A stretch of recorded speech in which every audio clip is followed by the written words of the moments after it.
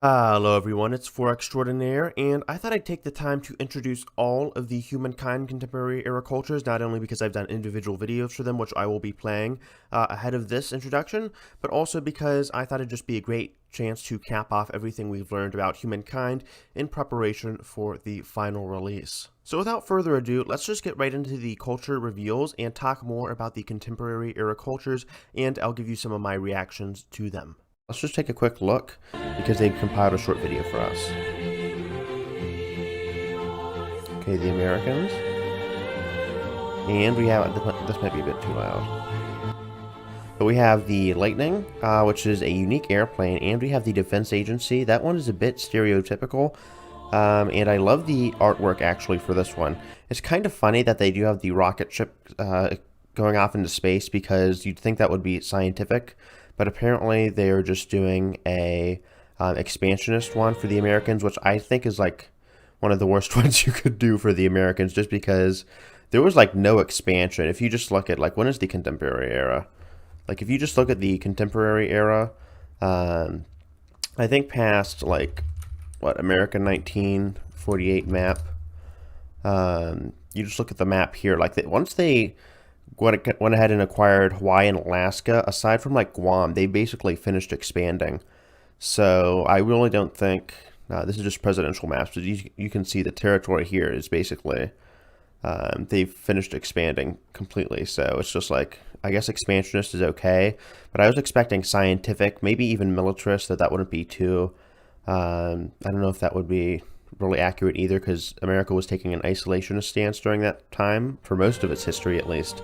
So I guess the Lightning and the Defense Agency is okay. The Lightning is fine with me, since that is kind of a less highlighted unit. And then the Defense Agency is fine with me, I guess. That's kind of stereotypical, since I don't know, everyone memes about America's defense and wartime participation, but there's like no concentration on their scientific effort whatsoever, aside from like that little teaser here for the rocket. It's the Australians. I'm not going to hold you in suspense, but here we go.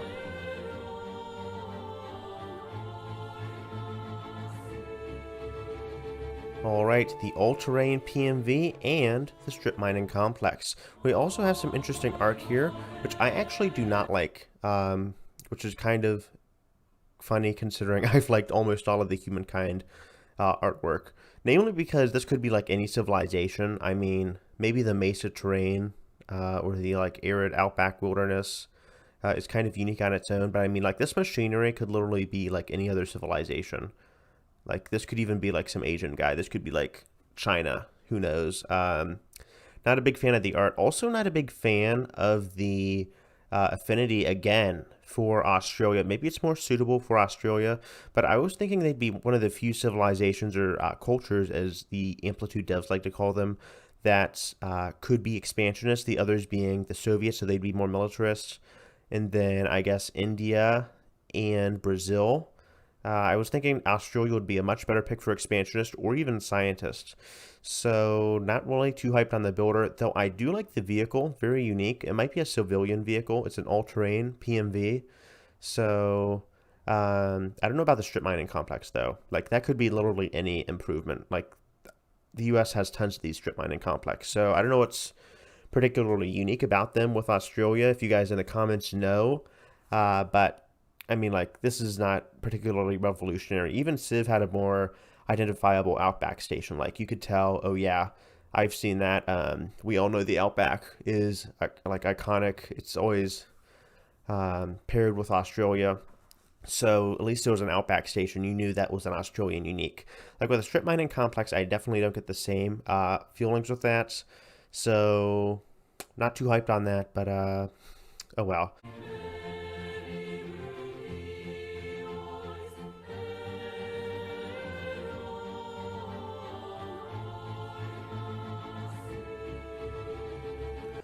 So, the Brazilians are a contemporary culture, as are the 10 cultures that will be revealed between this month, April, and I think June. So, they have the Jungle Brigades, which is very interesting. They'll probably have a terrain bonus to jungle. I mean, they're called the Jungle Brigades. kind of be like the Navy SEALs, not getting any bonus to aquatic combat. And then they have the agronomy lab, which is very interesting because they are, of course, agrarian.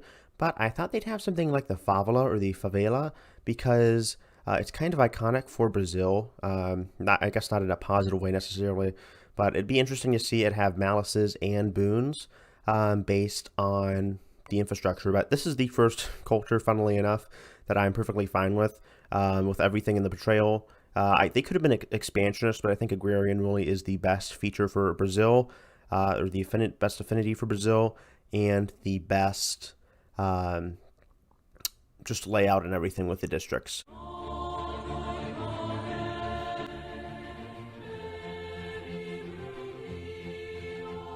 Ooh, interesting choice.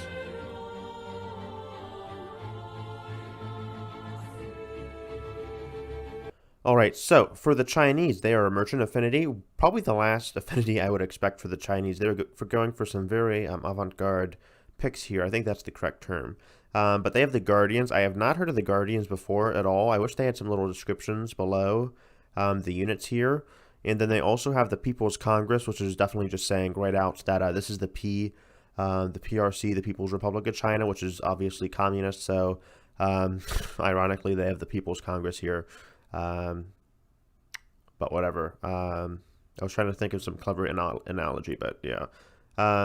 Whatever. But anyway, I think Merchant is kind of fitting. It's an interesting pick because they are clearly going for more of a contemporary, really contemporary, like 2010, even 2020 vibe with the heavy industrial centers here, like with, I don't know what this is, maybe the Pearl Delta, Guangzhou. But this kind of reminds me of Hong Kong and to a lesser extent Macau, just with kind of the layout here. So I was expecting more like a militarist or builder focus. I think builder would have really fit China well, just because they can go for industry and military like they have gone, at least for recently with their hostile island takeovers and everything, with their military islands. So they could have probably gotten expansionist too, though I don't know if they've expanded too much. I don't think the U.S. has expanded too much either, but some of these affinities are interesting to say the least. So I don't know what the People's Congress is going to do, nor do I know what the Guardians are going to do. It would be nice if they actually listed some of their affinities, though we do know the rest of the cultures, so this wasn't too big of a surprise. This was also teased earlier on, and I guess I'm okay with this. The Guardians and the People's Congress are interesting choices. So I don't think they're too stereotypical, especially the People's Congress, though. The Guardians kind of looks like just a regular ATV, though it looks like it has some missile capacities, so... But it looks like an ATV just with like missiles attached to it, though I may be wrong here. If I could change anything, though, I'd probably change merchant to builder or militarist. But I guess this is okay just to focus on like the whole meme made in China thing, even though that's rapidly changing with cheaper production and labor costs coming out of countries like Thailand and Indonesia. So I guess your Nikes aren't really going to be too relevant soon, but at least in China, but whatever. I don't know. Anyhow, yeah, I'm fine with China, perfectly fine with it. So, yeah.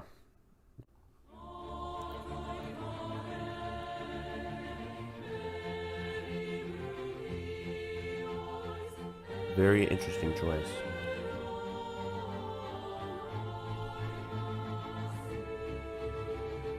Okay, so the Egyptians are here. Looks like this video didn't get too many views, interestingly enough. It just came out, though. So, looks like they have free officers. I'm not too sure on the history of them. It'd be really nice if they put some text descriptors in the box below or something like that. But we have the Egyptians. They are aesthete. I thought they'd be agrarian since the Egyptians have a huge, at least Egypt, modern Egypt has a huge population. I think they've always had a pretty big population, but at least now they have a huge population. It'd be nice if they differentiated the Egyptians and added like some kind of prefix or something, because obviously modern day Egyptians are very different from the ancient era Egyptians, because they're Muslim. Their religion is entirely different, as well as their language and a lot of their cultural practices. So I don't think they'd necessarily be a continuation, especially from ancient Egypt, considering that was like almost 4,000 years ago, or 3,000 years ago. maybe 4,000. So definitely, I don't really see them as a continuation. I guess the game is seeing them as a continuation, but at least from my understanding, they definitely are not in terms of all of those differences I kind of listed. But whatever. Free officers, we have those. I do not know anything about them. And then we have the archaeological dig sites, and that's an interesting choice. I think that's kind of generic, though. I mean, that was kind of my problem with like I think the last few districts is that they're like very generic, like with Australia's. In the dig site, they don't have a dig site. It's like some kind of mining complex, like a strip mine complex. This is like anyone can have an archaeological dig site.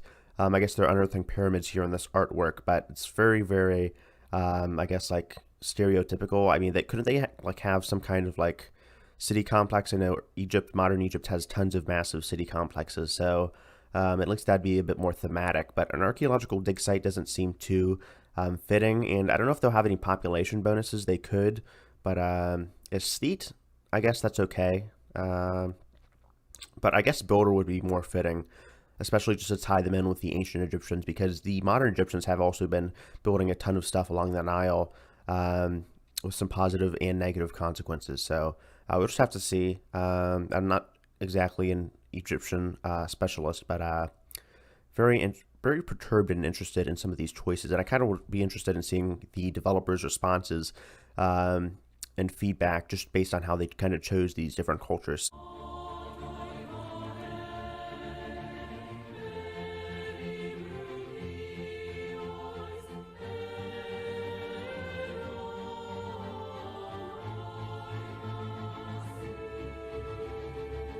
All right, so we have the Indians, and we have some very interesting choices. First of all, aesthetes. I hope they at least get some kind of population bonus, because otherwise, India is like the second most populated country in the world, and just historically, they've always had a huge population along with China.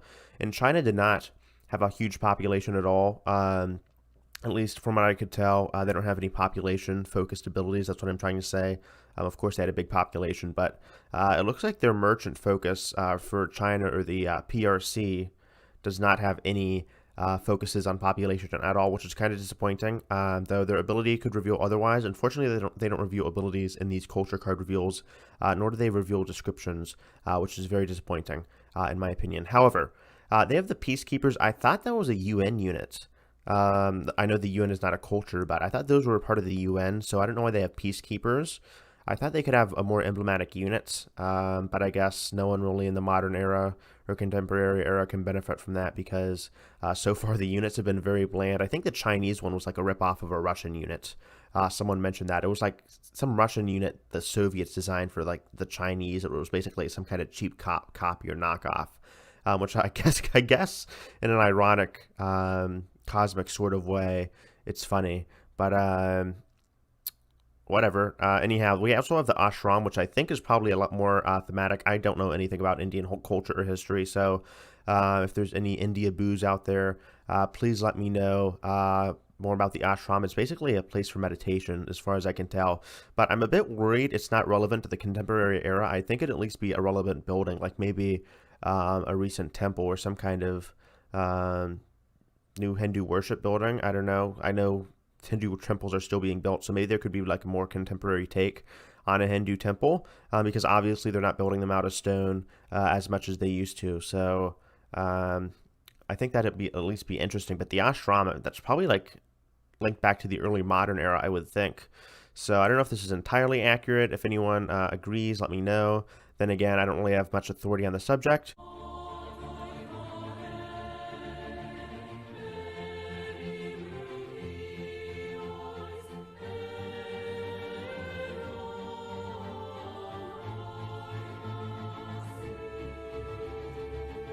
All right, so we have the Soviets. They were definitely one of the most expected cultures to come out of the contemporary era, along with the Indians and the United States and China. So, not really surprised to see another communist culture. I don't know if a culture can be communist, but it's, I guess, a collective culture like the Soviets. So, basically, this is a take on, I think, late 19th century Russia, so they're obviously going with Soviets and not modern Russia. Some civs in the or cultures in the contemporary era have been more modern. Some have been less contemporary or modern. So it looks like they have the Red Army tank and the Arms Factory. Fairly generic names.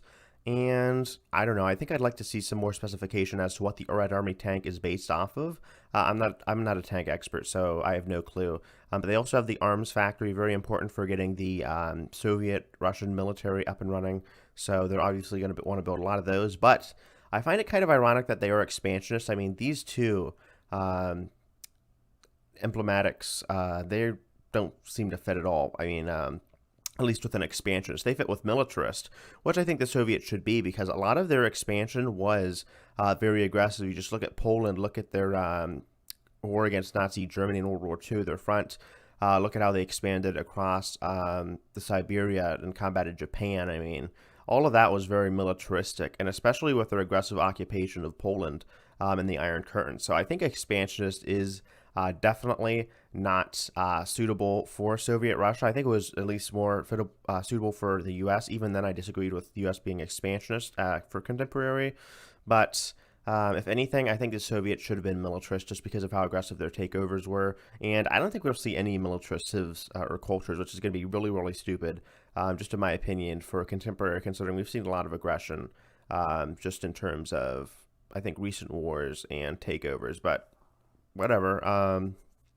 I guess that's okay. But if there was going to be a militarist culture, right, I would think it'd be the Soviets, at least just with how they're posturing throughout most of their existence until their collapse has been very aggressive and militaristic. Western propaganda aside, just looking at the facts and numbers, and especially the Winter War and whatnot. But okay, okay, humankind. I don't know. I'm just kind of mixed on it. I guess these are fitting, but the affinity, just another miss for me.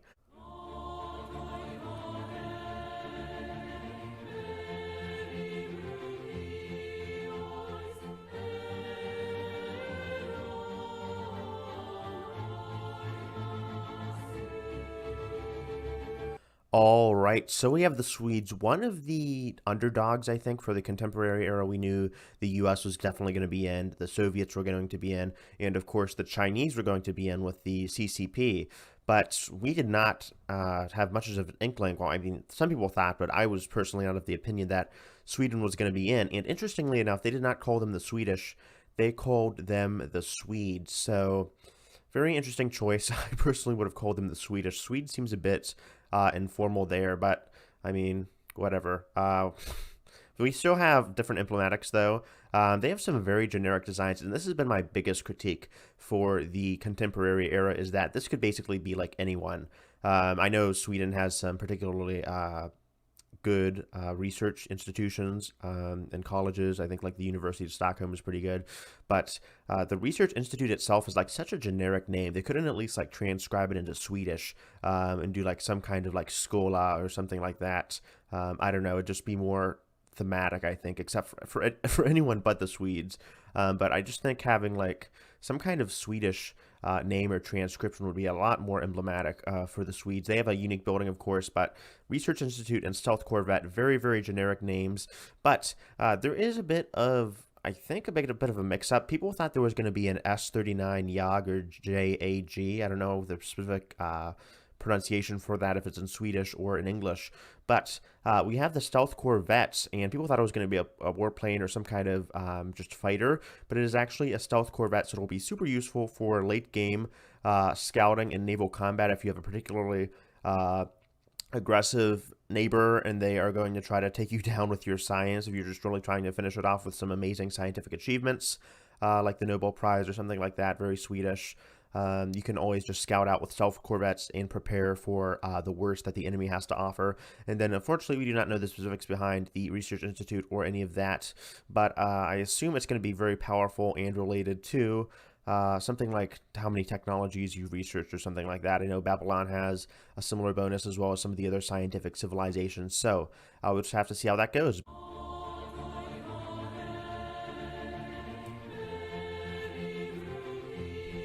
All right, we have the Turks, and they are agrarian. And they have a missile for their... What is going on? Okay, the cards just seem to keep getting worse and worse because, I mean, I guess a few of them were okay, but, like, what the hell is this? The public school?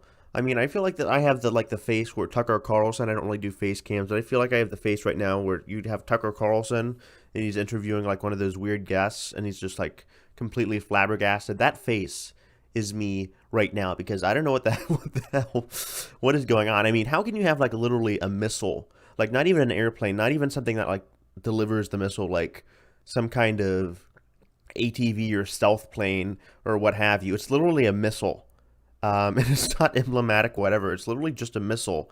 I didn't know Turks had self-flying missiles, but apparently that's what's going on. So not even like some kind of foot soldier, literally just a flying missile. And then they go for a public school. I mean, like everyone, like 80% of countries, at least 80% of like first world and even second world countries have public schools. So I don't know what's even going on here. It doesn't even look distinctly Turkish. So I don't even know what's going on. And then they have agrarian too. Like I guess Turkey has a relatively large population for the size of the country, but agrarian, like that's the last thing I'd think they'd be. Like you'd think at least like militarist or maybe even expansionist during like the Armenian genocide where they kind of I guess exerted control over some of the eastern provinces, but still like what is going on here? How agrarian is like the last thing, literally the last thing I'd think of as the Turks. Like this is by far the worst, at least in my opinion. I'm not a Turkish historian, but still, like agrarian. I mean, why would you choose that? Like, what is? I really want to hear the reasoning behind that. And then the public school too. It's like there's not even a unique design for it, so I'm just completely flabbergasted. Um, like yeah, I just don't know. I don't know what to say. So I'll probably make some funny shorts, memes, or whatever, parodying this, I guess is the correct conjugation there. But yeah, if you guys have any thoughts on this, please let me know. But what the, I don't know. I don't even know what's going on anymore. Um, my life, my perspective has just been blown sideways. Maybe the Turks really are agrarian and I'm just doubting them. But this is like such a bland reveal. I'm kind of disappointed. So you'd think like if they were showing off a unique culture, like people weren't expecting like the Turks or the Swedes, they'd go for some unique stuff. But I mean, man, it's just hit after hit. Not their most creative moment, especially compared to some of the past eras. Very, very disappointed. So we'll just have to see how this plays out. But yeah, wow.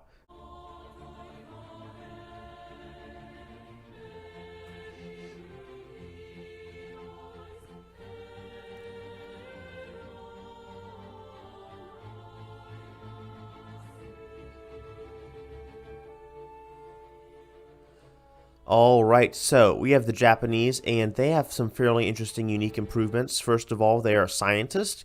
That is to be expected. I was also open to the Koreans being in as another contemporary scientist culture, but the Japanese are fine. I think we had a hint of this just because we saw the Edo-Japanese, and if they were just going to be one culture, it'd probably just be the Japanese. Then again, we did get the classical era Persians, but they were later changed on to be the Achaemenid Persians, so if anything, that was even more of a clue that we were going to get the Japanese in another era, and that was the contemporary era. So I think it was just as feasible that they came in the industrial era too, with the rise of Japan and the Meiji Restoration. But we have nods to the World War II aspects of Japan with the Reisen, and we also have the robotics lab, and that's going to be a pretty big feature, I guess, of Japan in terms of getting out some science and possibly some culture and tourism. So we'll just have to see where they go with that, but I'm fairly okay with these uniques. I guess the Reisen is stereotypical. I think that's the zero. I'm not too sure, though. And then the robotics lab, definitely a bit on the nose, but still more unique than some of the other emblematic districts. So overall, I think I'm pleased with all three of their components. So I don't know the exact abilities or the effects of these two districts and units or emblematics, but I guess they're fairly predictable. So with that, I guess this is probably the most pleasing culture. So I guess they're finishing off strong by going with the Japanese last. We have, of course, had this all leaked to us earlier, but still very satisfying culture, I guess. I'll probably play them a little bit and just see how the robotics labs work. But again, unfortunate we did not get any abilities or descriptions for any of the 60 cultures. Hey everyone, thank you again for watching all the way to the end of the video. And this has been For Extraordinaire, and I really hope you guys like the video. This is my first time using any photo editor or Windows Magic for that purpose. And I just hope you guys like the video. Of course, I will be always improving. So stay tuned for the next episode of whatever mashup I make. And love you guys. Hope to see you guys later. All right, For Extraordinaire out.